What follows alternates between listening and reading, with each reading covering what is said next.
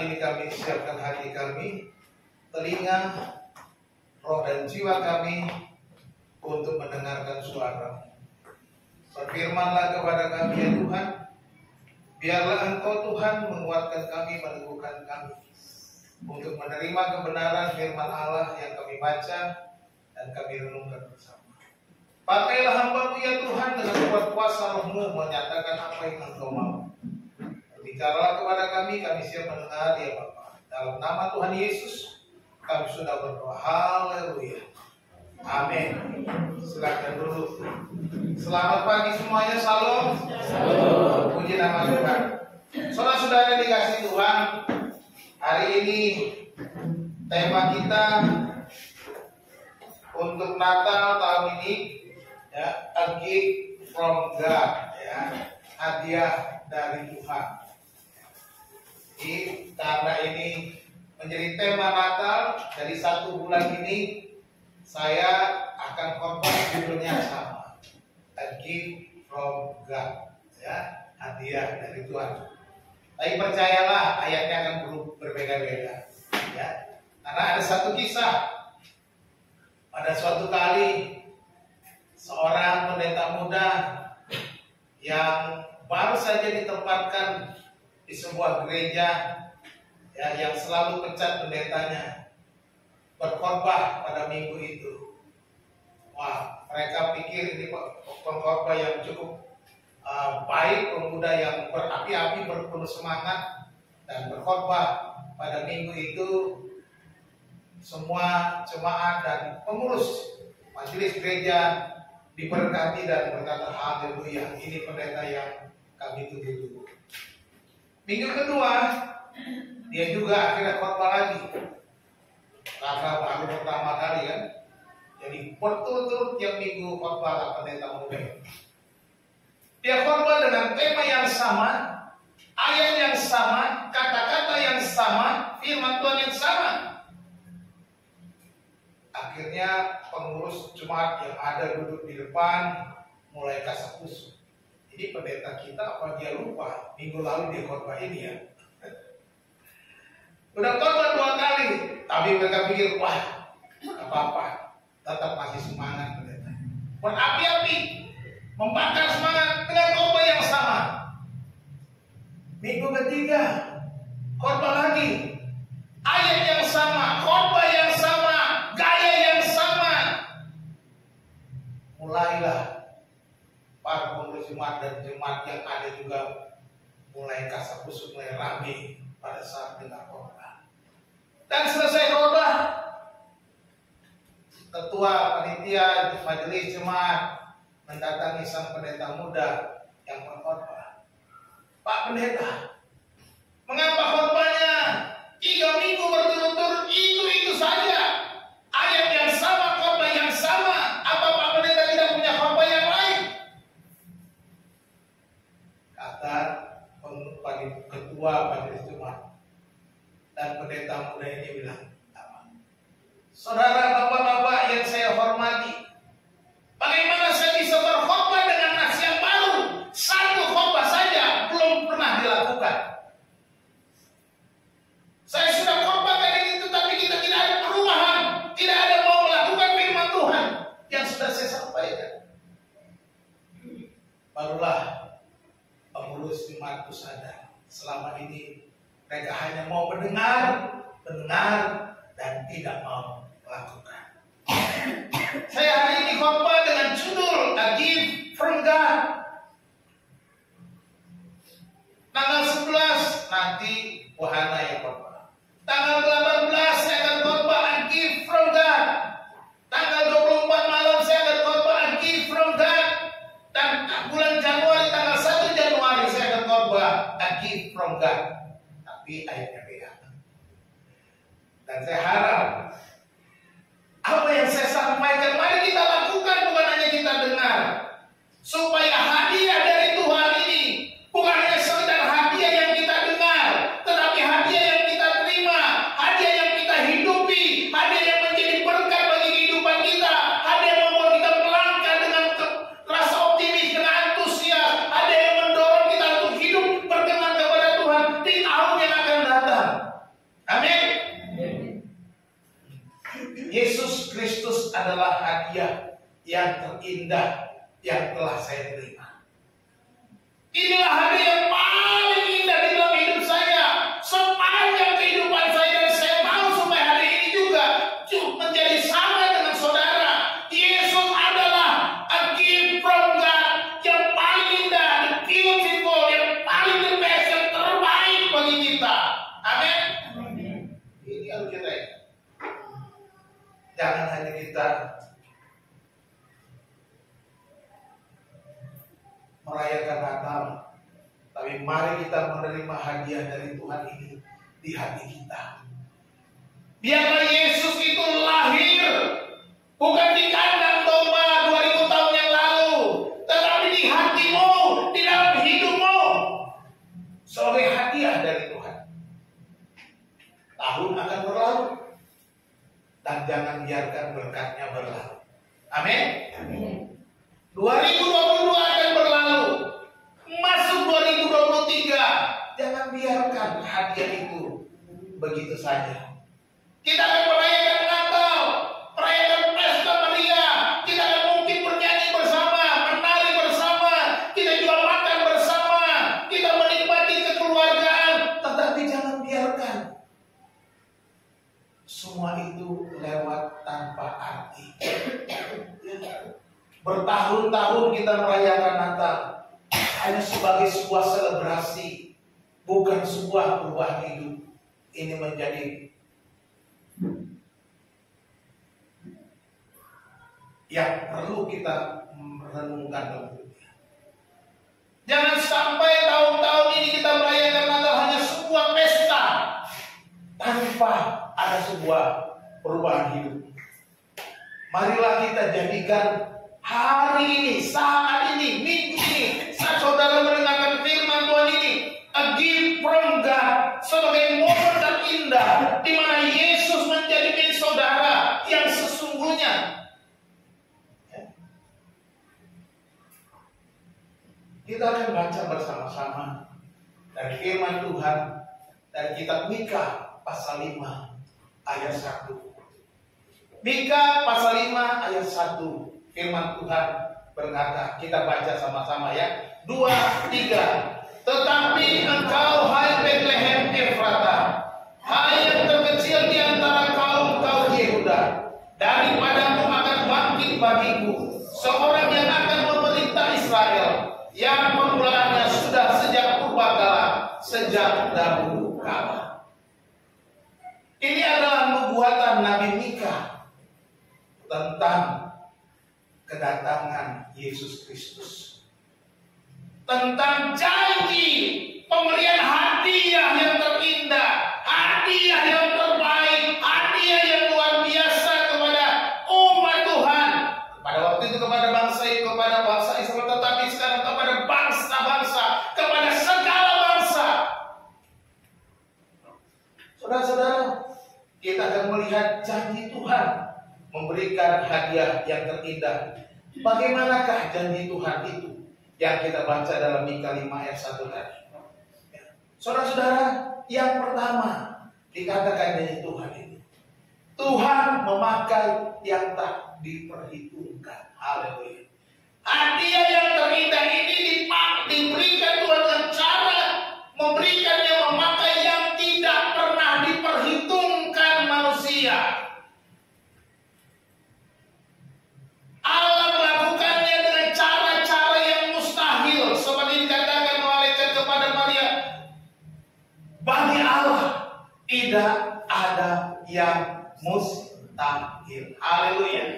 Perhatikan di situ, tidak ayat itu yang tulisan merah ya. Tetapi engkau, hai Bethlehem Efrata, hai yang terkecil di antara kaum-kaum ya. Bethlehem Efrata dikatakan yang terkecil, seolah tidak diperhitungkan, yang tidak pernah diperhatikan orang lain, hanya kota kecil. Tetapi engkau, hai Bethlehem Efrata, hai yang terkecil di antara kaum-kaum Yehuda. Yehuda dinubuatkan memang menurunkan Mesias Tetapi mungkin orang akan berpikir, pastilah keturunan yang paling hebat, pastilah di tempat yang paling hebat. Tetapi Tuhan menjanjikannya, hadiah itu diberikan oleh orang yang kecil atau tempat yang terkecil, tempat yang tidak pernah diperhitungkan. Jadi Mika menubuatkan kota Bethlehem, kota kecil yang tak pernah diperhitungkan oleh orang Israel. Nggak pernah diperhitungkan oleh siapapun. Mereka berpikir tidak mungkin dari Bethlehem. Bethlehem itu nggak ada apa-apanya. Kita tahu Bethlehem ini adalah kota Daud. Dia adalah kota kelahiran Daud, raja pilihan Tuhan sendiri. Bethlehem tempat di mana Daud lahir.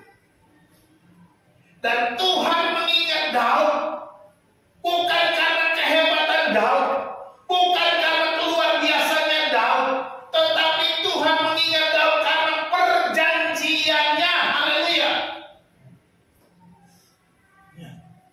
Ini yang luar biasa. Tuhan tidak pernah lupa janji. Tuhan tidak akan ingkar janji. Inilah yang membuat Tuhan melakukan hal-hal yang mustahil terjadi di dalam peristiwa kelahiran Yesus Kristus. Tidak pernah diperhitungkan, tidak diperhitungkan oleh Daud itu akan dipilih.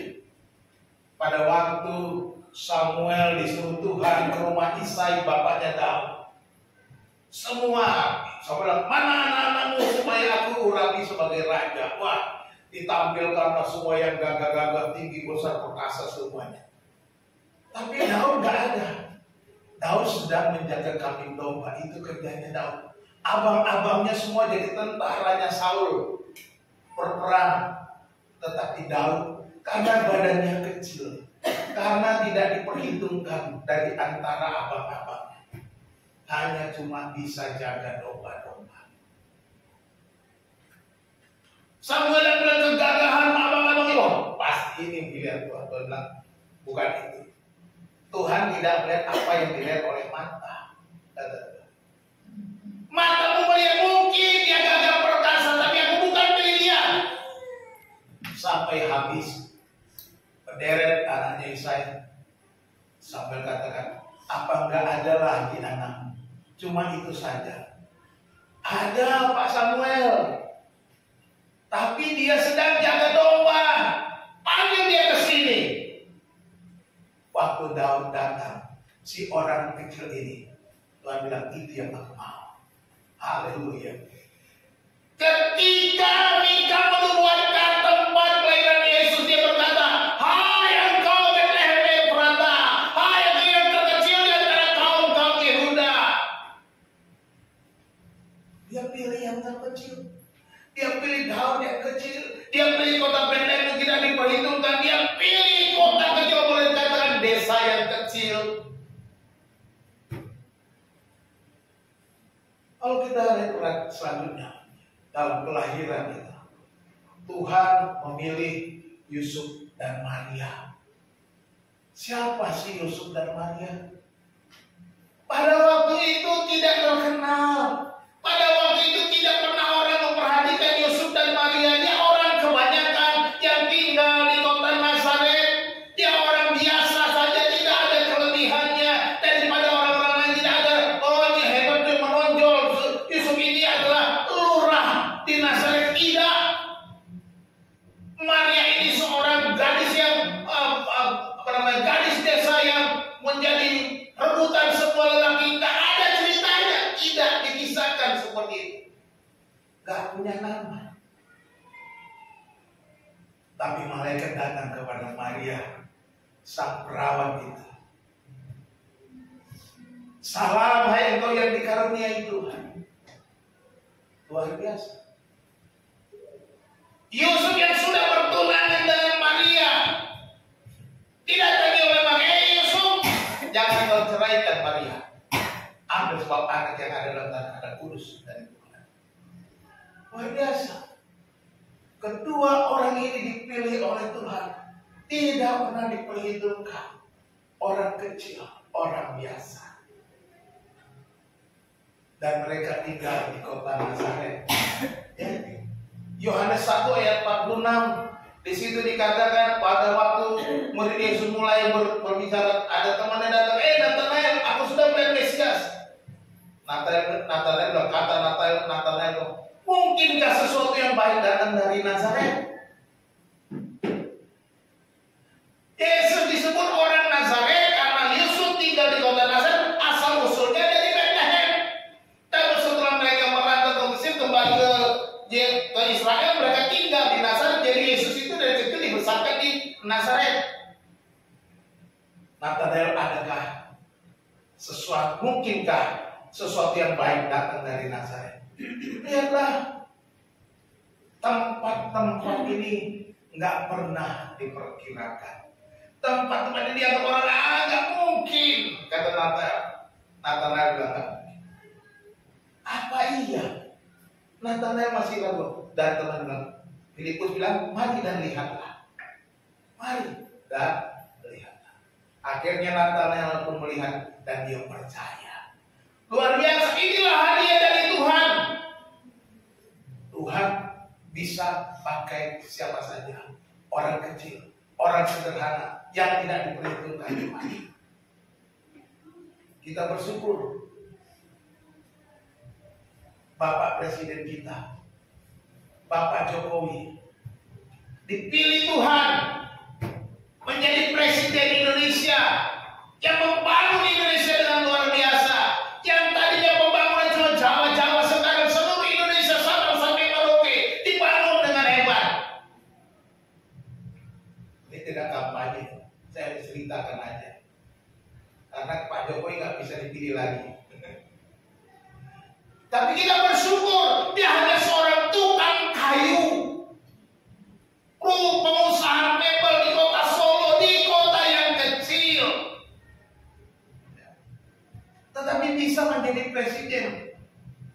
Itu sebagai satu ilustrasi buat kita. Kalau Pak Jokowi saja bisa diangkat oleh Tuhan, saya percaya karena firman Tuhan benar apa? Bahwa pemerintahan yang ada itu diangkat oleh Tuhan, dipilih oleh Tuhan, berasal dari Tuhan. Siapapun presiden, termasuk presiden yang dulu dari Soekarno, Soeharto, habis itu Pak Habibie, Gus Dur, Bu Mega, Pak SBY, sekarang Pak Jokowi, itu sudah dipilih Tuhan. Apapun yang terjadi kita syukuri.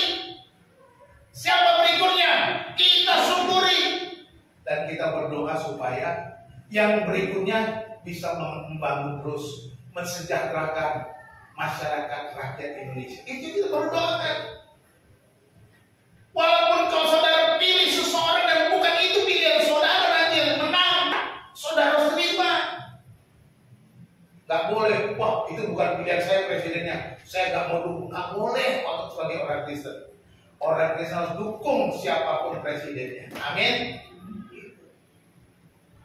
Siapapun kita gak tahu nanti.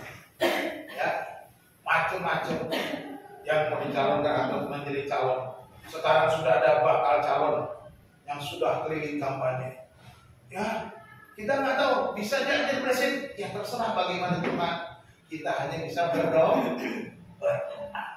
Kita lihat bahwa kita bisa dipakai oleh Tuhan, maka dari jangan pernah merasa rendah diri karena tidak diperhitungkan. Tuhan sanggup mengubah siapapun di tangannya. Amin. Saudara dan saya mungkin gak pernah diperhitungkan, tapi Tuhan bisa pakai. Bu Hana waktu ketemu dengan saya masih kuliah, diperkenalkan dengan keluarga, semua geger. Ngapain nikah sama pendeta? Semuanya keberatan. Ada satu, enggak semua ya, ada yang setuju. Satu orang saja yang setuju. Yang lainnya merasa, waduh gimana ya, tetapi puji Tuhan. Karena satu orang ini sangat besar pengaruhnya dalam keluarga, orang tua pun mendukung. Ya, itu dia, orang tua mendukung. Tanya kalau nggak pernah diperhitungkan, wah semua orang sinis. Semua nggak anggap karena merasa nggak bakalan bisa diharapkan ini nanti. Jadi apa yang nanti susah nanti, gitu pikiran.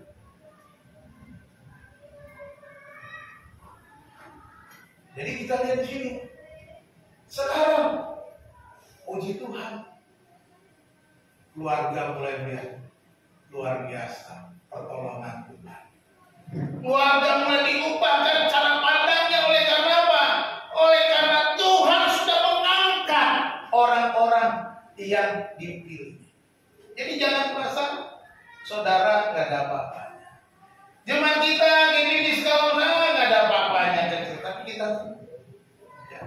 kita yakin dan percaya kalau di tangan Tuhan segala sesuatu yang mustahil bisa menjadi sesuatu yang hebat, sesuatu yang luar biasa kalau kita benar-benar berserah di tangan Tuhan. Amin.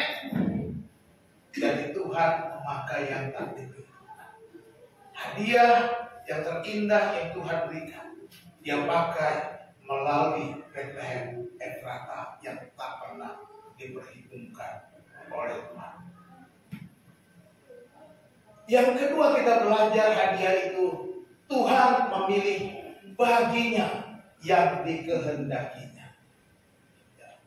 Dikatakan dalam tulisan, daripadamu akan bangkit bagiku, perhatikan.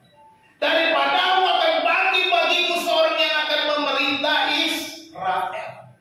Perhatikan, jadi Tuhan memilih bagi Tuhan.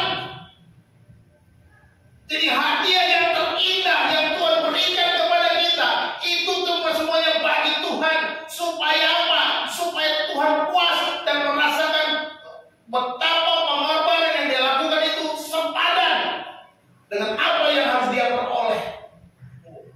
Jadi ingat baik-baik, kematian Kristus di atas kayu salib memuaskan hati Tuhan, bukan membayar tebusan kepada setan, ya, bukan membayar. Setan kita ditebus dari satu, bukan. Tuhan dipuaskan karena apa? Tuhan tadinya bertolak belakang dengan manusia yang berdosa, tetapi pengorbanan Kristus Tuhan puas menerima manusia itu dengan pengorbanan Kristus itu. Jadi kita dipilih bagi Tuhan. Ya. Saudara dan saya dipilih bagi Tuhan. Apa yang Yesus lakukan dipilih oleh Tuhan. Jadi daripadamu akan bangkit bagiku, semuanya itu bagi Tuhan. Jadi kalau kita sudah menerima hadiah yang terindah itu, semua harus kembali kepada Tuhan. Semua harus kembali kepada kemuliaan Tuhan. Semua harus bagi Tuhan. Bagi Dia segala pujian, hormat serta syukur selama-lamanya. Bagi Dia segala-galanya, bukan mikirin diri kita sendiri. Perhatikan satu janji Tuhan, Yeremia 29 ayat 11. Berkata, sebab aku ini mengetahui rancangan-rancangan apa yang ada padaku, kata Tuhan, mengenai kamu. Demikianlah firman Tuhan, yaitu rancangan damai sejahtera, dan bukan rancangan kecelakaan, untuk memberikan kepadamu hari depan yang penuh harapan. Haleluya. Kita diberikan harapan, hari depan yang penuh harapan. Hadiah yang terindah yang diberikan Tuhan kepada kita supaya apa? Supaya saudara dan saya punya hari depan yang penuh pengharapan, supaya saudara dan saya punya masa depan yang terbaik, supaya saudara dan saya orang-orang yang percaya tidak perlu takut menghadapi masa depan, tidak perlu takut untuk berjalan di dalam berbagai macam persoalan, tidak perlu takut menghadapi krisis, tidak perlu takut menghadapi berbagai macam masalah yang akan ada terjadi di muka bumi. Amin. Tak perlu takut, karena Tuhan punya rancangan. Daripadamu, dari Bethlehem Efrata akan bangkit bagiku. Tuhan punya rencana. Seorang yang memerintah Israel apapun yang terjadi, katanya, ingat, aku akan pilih tersendiri untukku.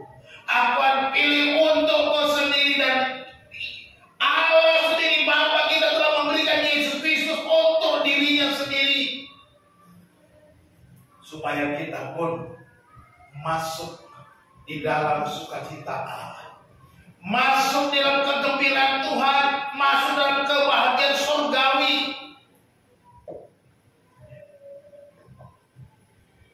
Bayangkan pada waktu Yesus lahir, yang terjadi apa? Bala tentara surgawi turun di padang Efrata. Daripadamu akan tentara-tentara surgawi itu, malaikat-malaikat turun kepada para gembala, yang berkata kepada para gembala, jangan takut, sebab sesungguhnya aku memberitakan kepadamu kesukaan besar untuk seluruh bangsa. Hari ini telah lahir bagimu juru selamat, yaitu Kristus Tuhan di kota Daud. Dan ingat tandanya bagimu, kamu akan menjumpai seorang bayi dibungkus dengan lampin dan terbaring di dalam palungan. Dan malaikat-malaikat itu akhirnya menyanyi, kemuliaan bagi Allah di tempat yang maha tinggi, dan damai sejahtera di bumi di antara manusia yang berkenan kepadanya. Pada Efrata yang tadinya sunyi senyap, yang tadinya para gembala itu merasa tidak ada apa-apa. Bayangkan, saya seringkali membayangkan ini, 400 tahun tidak pernah ada lagi penampakan dari Tuhan. Dari sejak Nabi terakhir sampai kepada kedatangan malaikat di kelahiran Yesus di padang Efrata, belum pernah kejadian. 400 tahun orang Israel sudah tercerai-berai, ya. Dan di sana malaikat Tuhan datang. Ini kejutan luar biasa. Ini prabu, tentunya suatu peristiwa yang besar, yang luar biasa bagi mereka. Malaikat datang kepada para gembala yang kecil, yang biasa-biasa saja.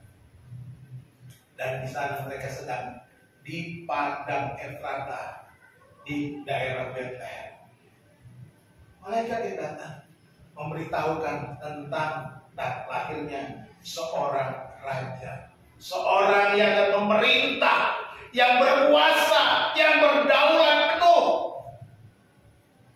Ini yang terjadi. Diberitahukan oleh malaikat. Jadi bukan sembarang. Kemudian ada juga orang Majus dari timur mencari seorang raja. Mereka pergi mencari raja. Mulanya mereka sampai ke Yerusalem, ke istana Herodes. Bertanya-tanya kira-kira di mana kan raja yang baru dilahirkan itu. Mereka berpikir tentulah seorang raja lahirnya di istana. Mereka berpikir tentunya raja ini tentu keturunan raja yang ada saat itu memerintah. Tetapi Tuhan membuat peristiwa itu di Yerusalem, di istana Herodes. Herodes saja kebingungan pada waktu orang Majus datang bertanya-tanya tentang raja yang baru lahir. Lalu dia bertanya-tanya kepada para penasehatnya dan diberitahukan bahwa sesuai dengan Mika 5 ayat 1, raja itu lahir di Bethlehem. Coba kamu pergi ke sana. Nanti kalau sudah ketemu, datang ke sini lapor. Saya akan pergi untuk menyembah dia, kata Herodes. Padahal dalam hatinya, saya akan bunuh dia, karena saingannya sudah lahir. Karena dia pikir nanti keturunan saya akan kehilangan jabatan, karena ini raja. Bayangkan, orang Majus ini juga bukan orang sembarangan, orang-orang terhormat, orang-orang pada penafsir ini juga raja-raja dari timur, ahli-ahli perbintangan yang mereka melihat bintang, mencari seorang raja. Jadi Tuhan pilih sendiri. Dia pilih tempatnya, dia pilih orangnya, pribadi-pribadinya yang mendatangkan hadiah itu. Dan dia pilih orang-orang menyatakan bahwa benar-benar ini ada seorang raja yang dipakai untuk bagi Tuhan. Jadi hadiah yang terindah dari Tuhan ini adalah seorang raja yang berkuasa. Karena seorang yang akan memerintah, seorang yang akan berkuasa atas Israel, seorang yang menjadi raja atas segala raja. Saudara pilihkan Tuhan, inilah Tuhan memilih baginya sendiri. Bagi Tuhan, Dia berikan hadiah bagi kita untuk Tuhan sendiri. Kembali kepada Tuhan. Ya. Artinya apa? Bahwa saudara diselamatkan, saudara memuliakan Tuhan, saudara diselamatkan, saudara kembali kepada memuliakan Tuhan, mengagungkan Tuhan, memuji Tuhan. Bukan malah memuliakan diri, bukan meninggikan diri, tapi memuliakan Tuhan. Kita belajar di sini bahwa segala sesuatu terjadi hanya bagi Tuhan. Oleh sebab itu hiduplah dalam rancangan Tuhan bagi Dia. Hiduplah dalam bagi Tuhan. Jangan hanya mikirin dirimu sendiri. Hidup kita, langkah kita, perjalanan kita bagi Tuhan. Harus itu. Mulai dari sekarang buat pembinaan, saya mau hidup bagi Tuhan. Karena saya sudah ditebus, saya sudah terima hadiah terindah, dan saya mau berikan itu untuk Tuhan. Hidup saya untuk Tuhan, hati saya untuk Tuhan, waktu saya untuk Tuhan, tenaga saya untuk Tuhan, hidup saya sepenuhnya hanya untuk Tuhan. Ini hadiah yang terindah Tuhan memilih baginya sendiri. Hadiah itu Tuhan yang pilih untuk Dia sesuai kehendaknya. Yang ketiga, hadiah terindah Tuhan merencanakan karyanya itu sejak kekal. Hadiah yang kita terima Yesus Kristus sudah dirancangkan sejak kekekalan, sejak kekal masa lampau. Dia sudah merancangkan luar biasa. Ya. Di dalam ayat ini kan, yang permulaannya sudah sejak purbakala, sejak dahulu kala. Ya. Perhatikan permulaannya sudah sejak purbakala, sejak dahulu kala. Dengan kata lain, sudah dirancang sejak kekal di masa lampau. Luar biasa. Di dalam sepengetahuan Tuhan, dalam kedaulatan Tuhan, dalam kekekalan Allah, Dia tahu apa yang akan Dia perbuat. Inilah hadiah. Hadiah yang diberikan untuk saudara dan saya. Saya nggak tahu apa nanti hari tanggal 25 ada tukar kado atau tanggal 24 tukar kado. Tukaran hadiah, tukaran kado. Kalau saudara tukaran hadiah, saudara kira-kira pikir mau kasih hadiah apa? Kadang-kadang kita hanya pikir yang praktisnya gampang. Tapi coba pikir, saya mau kasih hadiah yang terindah. Supaya siapa yang dapat ini dia merasakan berkat yang indah. Coba begitu. Tuhan lakukan itu yang terindah dan Dia puas ketika Kristus sudah berkorban. Saudara juga ketika saudara memberi sesuatu kepada Tuhan, memberi sesuatu kepada orang lain, buatlah sesuatu yang terbaik dan saudara ketika itu diterima, saudara puas. Wah, lega. Karena yang saya buat itu memuaskan hati saya. Maksud gitu. Jadi sejak kekal sudah dirancang, sejak dulu kala, sejak purbakala sudah dirancang. Masa iya sih Pak? Bagaimana caranya? Ya jangan tanya saya kan bukan Tuhan.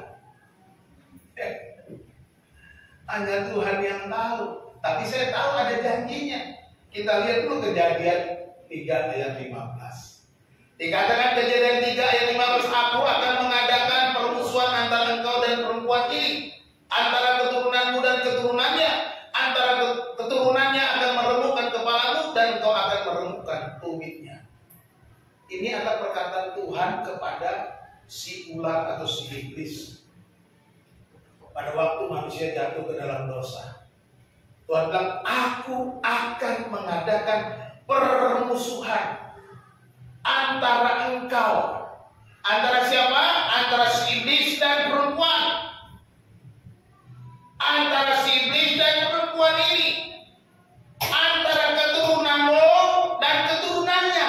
Ada dari atas sampai keturunan bermusuhan. Ya. Terus apa selanjutnya? Keturunannya bukan perempuan. Keturunannya digunakan di situ kata tunggal, bukan keturunan. Nah, ini Pak, menariknya dalam bahasa asli. Keturunan, kalau dalam bahasa asli kelihatan, ya. Keturunan perempuan itu katanya akan meremukkan kepalamu. Di sini. Kepala siapa? Iblis, bukan meremukkan kepala keturunan. Dia. Keturunan perempuan itu akan meremukkan kepala iblis, kepala si ular. Ya kan? Dan engkau, di sini keturunan si iblis nggak dibahas. Dan engkau akan meremukkan tumitnya, bukan tumit perempuan. Karena tumitnya di sininya kata ganti dalam bahasa Inggris, kata ganti orang ketiga tunggal untuk maskulin, untuk laki-laki. Di sini keturunannya dalam bentuk maskulin. Kalau dia meremukkan tumit perempuan, nya itu diganti. Kalau dalam bahasa Inggris her, gitu kan? Tapi his dipakai di sini. Kalau bahasa Inggris kita. Jadi inilah nubuat yang sudah digambarkan. Kayu salib. Yesus Kristus mati.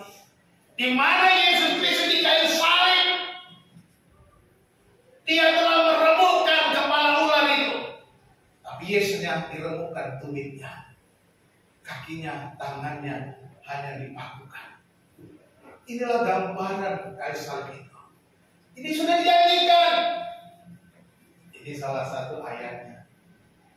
Sehingga dikatakan, yang permulaannya sudah sejak purbakala, sejak dahulu kala sudah dirancangkan. Jadi saudara dikasih Tuhan, ini hadiah yang luar biasa. Ini yang betul-betul wonderful gift yang luar biasa yang saudara bisa terima karena sudah dirancang sejak kekal dalam kedaulatan Tuhan. Ini luar biasa. Tuhan sudah siapkan yang terbaik.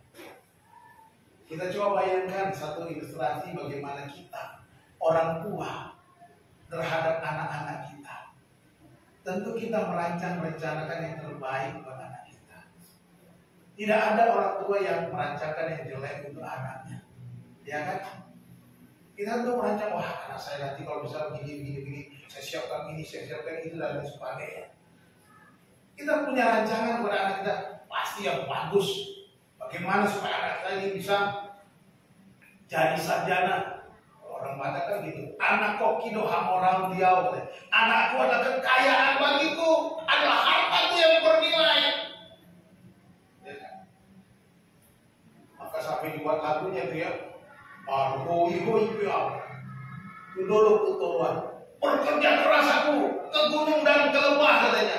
Berusaha supaya anakku bisa sekolah katanya. Itu orang Batak. Saya pikir semua orang tua juga begitu, bukan cuma orang Batak. Ya. Bu Hana sih orang Batak dia. Kita berjuang. Kita merencanakan apa? Yang penting anak bisa. Demikian juga Tuhan. Tuhan rancangkan lebih daripada apa yang pernah kita pikirkan, lebih daripada apa yang pernah kita bayangkan, lebih daripada apa yang kita bisa dapat pikirkan yang mampu dalam otak kita. Tuhan lebih melakukannya daripada yang bisa kita lakukan. Amin. Direncanakannya sudah kekal. Berarti hadiah ini hebat, luar biasa. Tidak ada yang bisa mengalahkan hadiah ini. Indahnya, hebatnya, luar ajaib. Yohanes 8 sebagai ayat untuk mengingatkan kita bahwa Yesus itu sudah ada. Ya.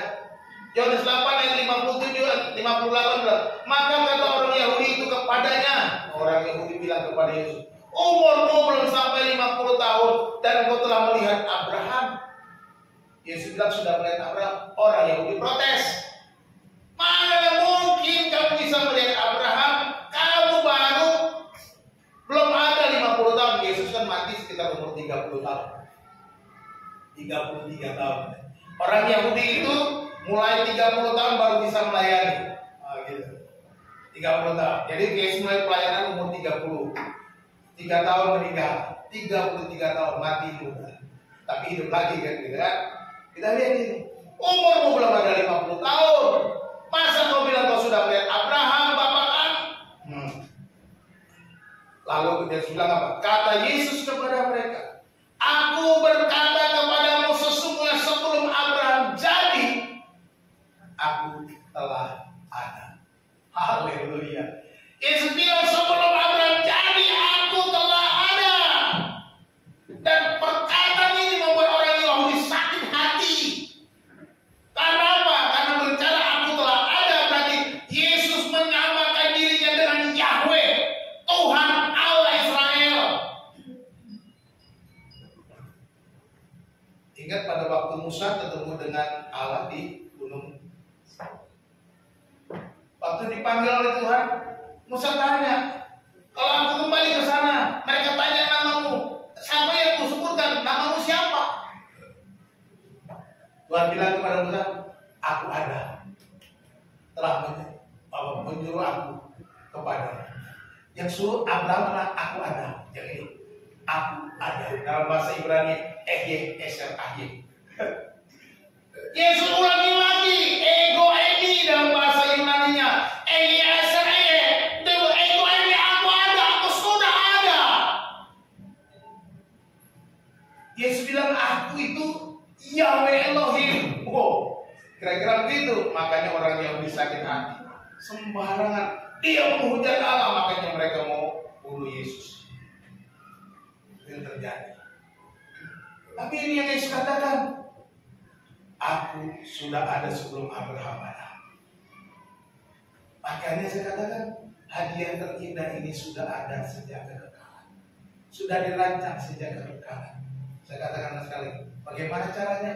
I don't know. Yang saya tahu apa kata firman Tuhan. Dia sudah janjikan dalam Kejadian 3:15. Dia sudah katakan bahwa dia ada sebelum Abraham ada. Karena dia adalah Allah sendiri. Ya. Kalau mau tahu persisnya bagaimana, nanti kita tanya di surga. Semoga saudara ikut sama saya ke surga semua. Kalau saudara nggak yakin saudara masuk ke surga, hari ini saya mau katakan, terimalah hadiah yang terindah. Karena hadiah yang terindah ini akan membawa saudara ke surga, ke rumah Bapa, bersama-sama dengan Bapa selama-lamanya nanti. Dengan menerima hadiah, kita akan bersama-sama dengan Yesus. Sebab Yesus berkata sudah berjanji, sebab aku pergi ke situ untuk menyediakan tempat bagimu, supaya di mana aku berada, di situ pun kamu ada. Di mana Yesus ada, di sana kita ada. Ini yang kita pegang janjinya. Seperti saya katakan tadi, Yesus tidak pernah ingkar janjinya. Yesus pasti menggenapinya. Dia merancangkan karyanya, merancangkan karya keselamatan ini sejak kekal. Dia merancangkan Kristus Yesus dikorbankan. Dia merancangkan kelahiran Yesus. Natal ini yang kita rayakan sekarang sudah dirancang sejak kekal. Natal yang menjadi hadiah yang terindah sudah dirancang sejak kekal. Dan ini adalah hadiah yang luar biasa yang harus diterima oleh semua orang. Siapapun dia. Sampaikan kepada saudaramu. Sampaikan kepada sahabatmu. Sampaikan kepada orang tuamu. Sampaikan kepada tetanggamu. Kalau engkau mau bersama-sama dengan Tuhan, terima hadiah ini. Karena Yesus sudah katakan, di mana aku ada, di situ kamu juga ada. Saudara-saudara dikasih Tuhan, sebagai kesimpulan. Kesimpulan dari hadiah yang terindah ini. Hadiah dari Tuhan itu sempurna. Ya. Karena dirancang sejak kekal, dikatakan sejak purbakala. Dengan cara yang mustahil, tidak diperhitungkan, hal-hal kecil, tidak diperhitungkan orang dengan cara yang mustahil. Sebab bagi Allah tidak ada yang mustahil. Dan bisa menjadi hal yang terbesar, bisa berkuasa, bisa memerintah. Ini hadiah yang terindah yang Tuhan berikan kepada kita, kepada saudara dan saya. Apakah saudara mau menolak? Kalau saudara menolak, ya saudara rugi sendiri. Coba kita baca, satu orang baca 1 Yohanes. Silakan buka 1 Yohanes pasal yang kelima. 1 Yohanes pasal 5, silakan dibuka supaya kita baca. Penting sekali kita menerima. 1 Yohanes pasal 5. Ini Alkitab di belakang kena hujan. Silakan dibaca ayat 12. Mulai dari 11, 12 dulu. 1 Yohanes pasal 5 ayat 11 dan ayat 12. Dan inilah kesaksian itu, Allah telah mengaruniakan hidup yang kekal kepada kita, dan hidup itu ada di dalam Anak-Nya. Barang siapa memiliki anak, ia memiliki hidup. Barang siapa tidak memiliki anak, ia tidak memiliki hidup. Amin, haleluya. Inilah hadiah. Allah telah mengaruniakan, memberikan hadiah, yaitu hidup yang kekal kepada kita. Dan hidup itu ada di dalam siapa? Di dalam Anaknya, di dalam Yesus Kristus, ya kan? Lalu dikatakan ayat 12, barang siapa memiliki anak, memiliki siapa?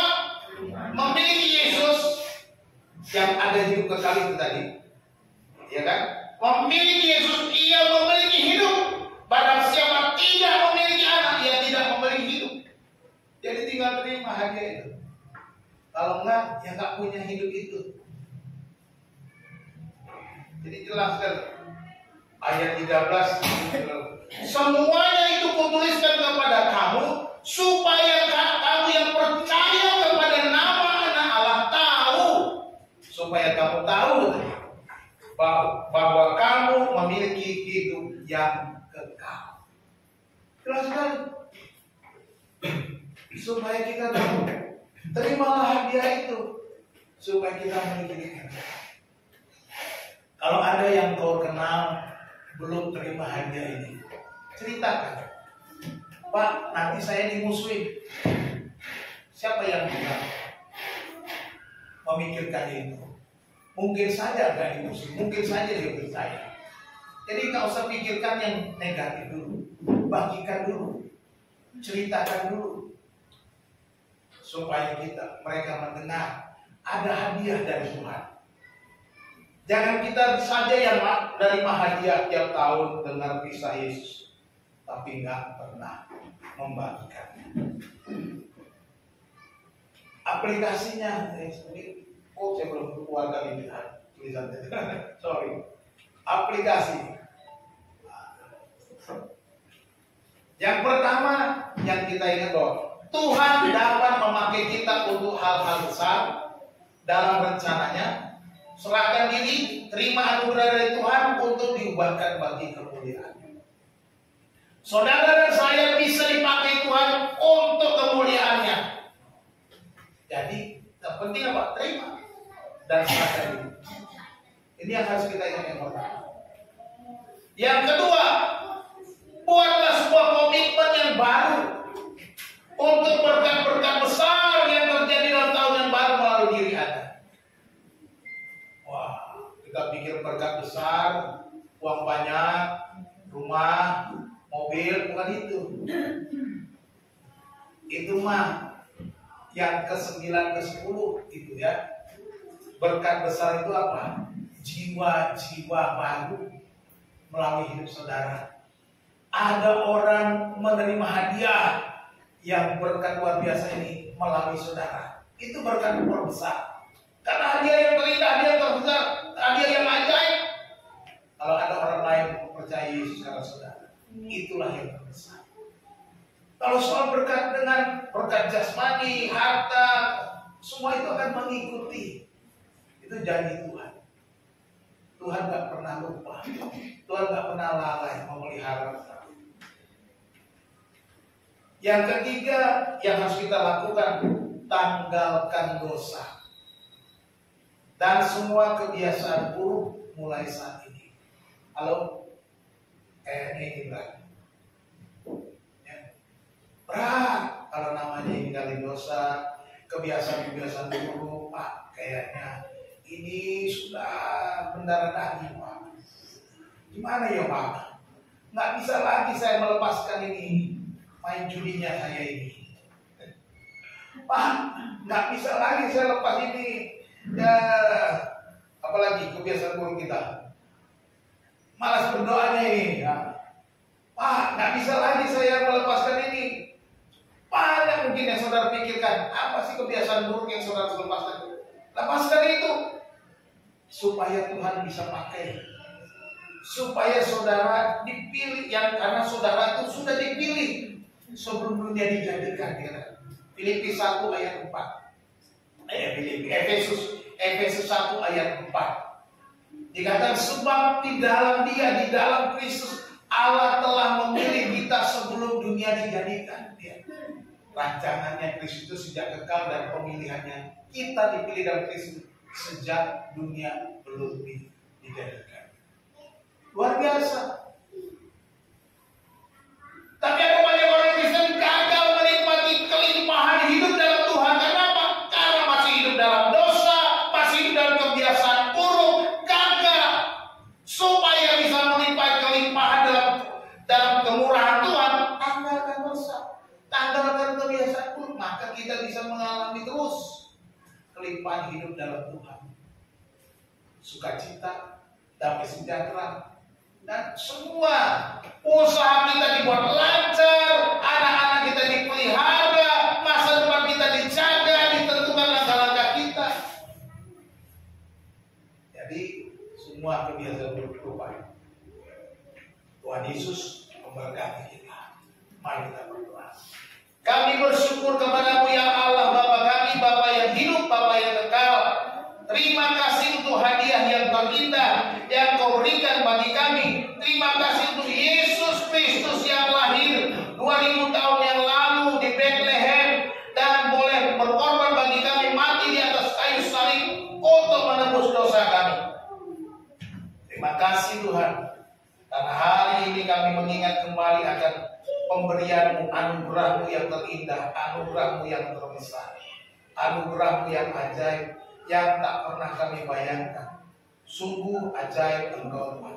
Terima kasih untuk keselamatan dan anugerah pengampunan yang Kau berikan kepada kami. Kami menyerahkan hidup kami kepada-Mu Tuhan. Umat-Mu yang saat ini sudah berkumpul mendengarkan firman, biarlah Roh Kudus Engkau bersama setiap hati, supaya setiap hati diubahkan oleh-Mu. Setiap hati mengalami kehidupan yang diberkati Tuhan, yang berkelimpah. Terima kasih Tuhan. Terima kasih Yesus, kami bersyukur untuk kasih-Mu. Terima kasih untuk firman-Mu. Biarlah Engkau terus berbicara kepada kami di setiap langkah kami, di sepanjang hidup kami. Dalam nama Tuhan Yesus Kristus kami berdoa. Haleluya. Amin.